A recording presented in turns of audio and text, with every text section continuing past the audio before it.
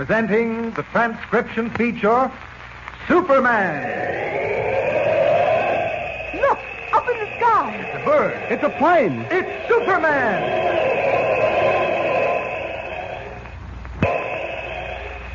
Yes, it's Superman, strange visitor from the planet Krypton, who came to Earth with powers and abilities far beyond those of mortal men.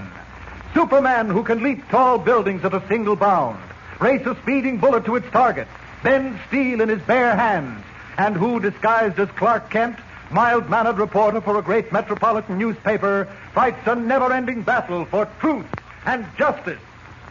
But before we join Superman, listen. And now to our story. When a frightened nurse's half-choked scream foiled the Leopard Woman's daring attempt to kill Max Heller in the emergency ward of the city hospital, the cunning, fearless leader of an Oriental spy ring known as the Society of the Leopard decided to try again. Heller, hovering between life and death as a result of a bullet from the Leopard Woman's gun, might talk if he lived. Might talk too much. He had to die. But now the task was more difficult. Heller had been transferred to a private room guarded by a burly policeman. 2 Secret Service men were stationed at the hospital entrance, and Clark Kent newly appointed a special government agent was somewhere in the building. But once again, the mysterious woman's cunning conceived a plan. At the secret headquarters of the Leopard Society, she explained it to Cato, one of her Jap henchmen. It's very simple, Cato. I'm going to be sick, violently sick. We will arrange for a private room at the city hospital and a private nurse. Summon one of our English-speaking friends who has pledged allegiance to the Leopard. He will assist me. Simulating pain, the Leopard Woman was taken to the hospital. Alone with her nurse, she dropped the guise of illness and at gunpoint forced the frightened girl to remove her starched uniform. Take that uniform off. I don't carry this gun around to powder my nose with. It works. Get that uniform off, or this will be the last nursing job you'll ever handle. Leaving the helpless nurse bound and gagged on the bed, the Leopard Woman, dressed in the starched white uniform and cap, approached the policeman seated at the door of Heller's room. Good morning. Morning, miss. Oh, don't get up. I'm just going in to have a look at our valuable patient. He hasn't given you any trouble, has he? Nah, not him. He's out cold. Yes, fortunately. Unsuspected, the Leopard Woman slips into Max Heller's room, darkened by drawn shades. Moving swiftly to the bed, her supple fingers reach out to fasten on the unconscious Heller's throat. You stupid fool. To think you could ever escape me. No man escapes the Leopard. It's too bad you are not conscious.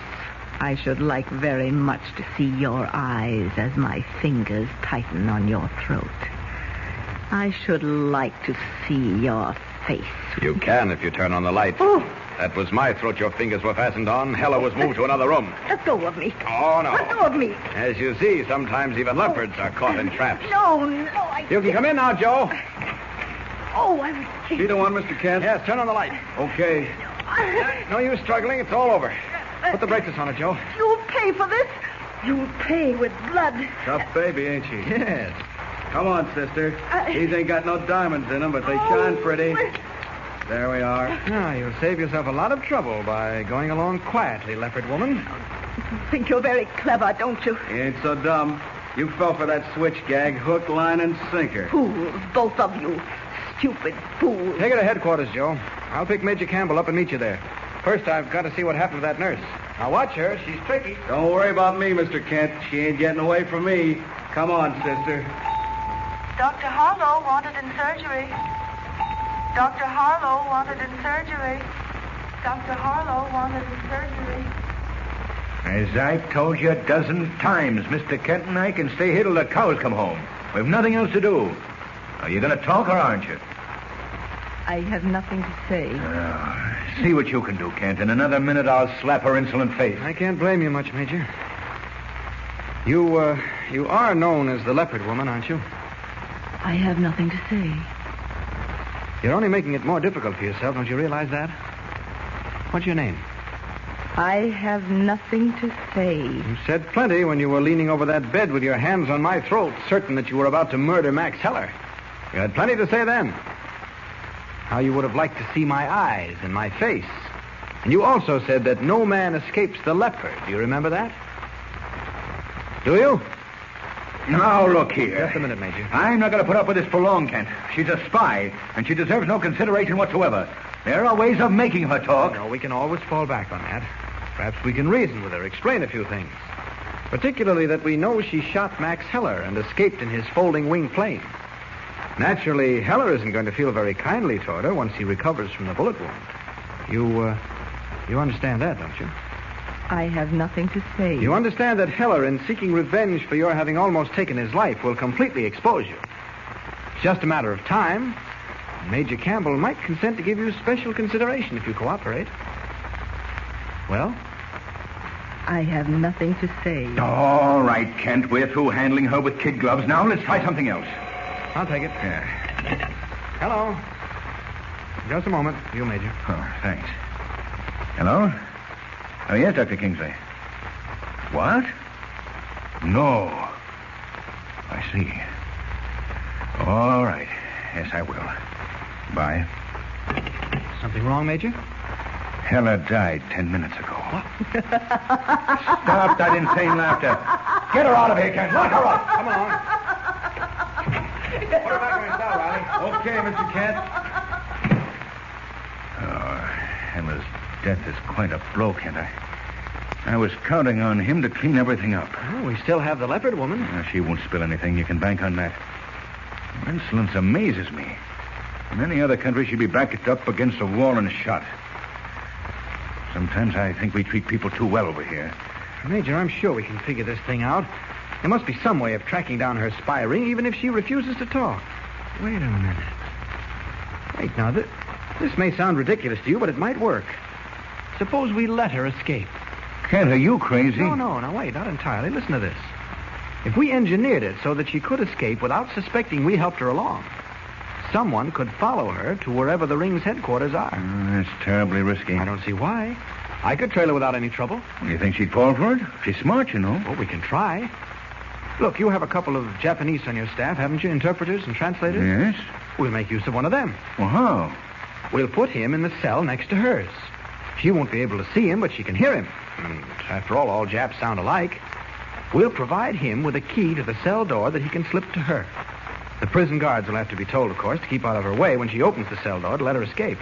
Then I'll be waiting outside to trail her. You mean we'll be waiting outside? This is my party, too, you know. I didn't mean it as a slight, Major. It's just that one man can get around faster. Don't worry about my getting around. I've been doing it for 40 years. I think I know how.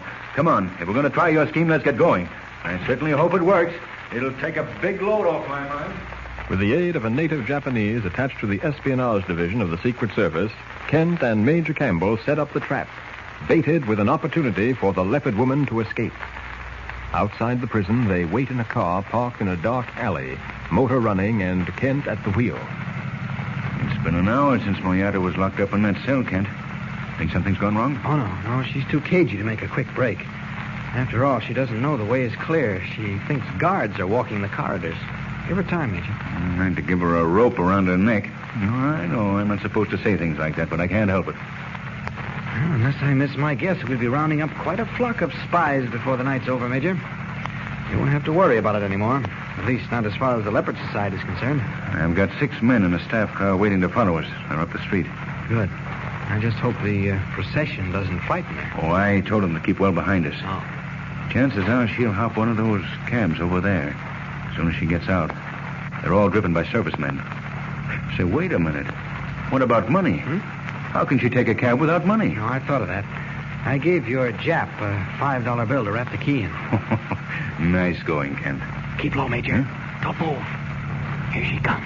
Oh, I see her. Crossing the street. Hugging the buildings. Hey, wait, I've lost her. No, she's heading for one of the cabs. Didn't take her long to spot them. I see her now. She's getting in. Let's go, Kent. Not yet. Give the cab a chance to pull away. And there it goes. Okay. What about lights, Kent? We'll run without them. Where's the cab? Just turned the corner. I told those fools not to lose us. Run slowly. Don't you worry. There it is, up ahead. Is the other car behind us? Yes, sir. I can't tell. Evidently it took your cue, running without lights. Oh, that's fine. Just you sit tight, Major. This is going to work out swell. I hope so, Kent.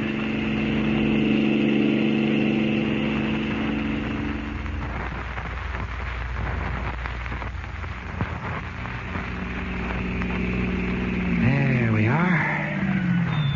She's getting under the cab. Going into that building. Motion your other car to come ahead. It's right in back of us. Oh, good. Now we'll have to close in fast. All right, boys. Remember what I told you. If possible, we want them all alive, particularly the woman. But if you have to, use those Tommy guns. Riley, you and Duncan wait out front. Okay, sir. Well, don't take the rear of the building, and the rest of you come along with Kent and myself. Come on, let's go. Which house was it, Kent? These brownstones are alike. Third from the corner. That one. Hey, wait a minute. You have no gun, have you? I won't need one. Here we are. Okay, men. Right, Major. Get set. Is the door locked, Kent? I'll see. No. It's open. Well, it looks as though the Society of the Leopard is about to be disbanded. Or has the cunning mind of the mysterious Leopard Woman conceived another surprise for Kent and Major Campbell? Don't miss the next thrilling episode. Tune in and listen with the Superman.